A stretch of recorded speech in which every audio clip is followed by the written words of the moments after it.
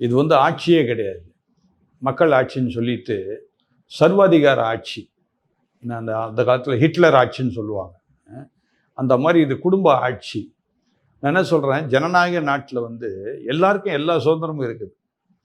என்னைக்கு நம்ம வந்து பொது வெளிக்கு வந்துட்டோமோ, இப்போ நான் ஒரு ஆன்மீக தலைவனாக இருந்தால் 1000 பேர் 1000 சொல்ல தான் செய்வாங்க.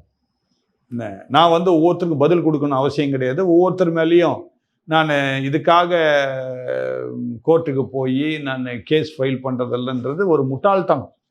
ஒரு நல்ல தலைவருக்கு அது அழகு கிடையாது. அதை தான் நான் சொல்லுவேன். என்ன, இப்போது காவல்துறைக்கு நன்றாகவே தெரியும் இது வந்து ஒரு பொதுவான காரியம், யார் வேணால் என்ன வேணால் பேசுவாங்க. அதாவது சவு சங்கர்ன்றவர் ஒன் ஆஃப் த யூடியூபர், அவ்வளோதான். அவருக்கு தெரிஞ்ச கருத்தை அவர் வெளி உலகத்துக்கு சொல்கிறார். அதனால் அவர் சொல்வது உண்மையா பொய்யான்றது அப்புறம் கதை. அதை அனலைஸ் பண்ணுறது மக்கள் தான் அனலைஸ் பண்ணணும். இது உண்மையாக இருக்குமா அல்ல பொய்யாக இருக்குமான்னு மக்கள் அனலைஸ் பண்ணிக்க வேண்டியது தான்.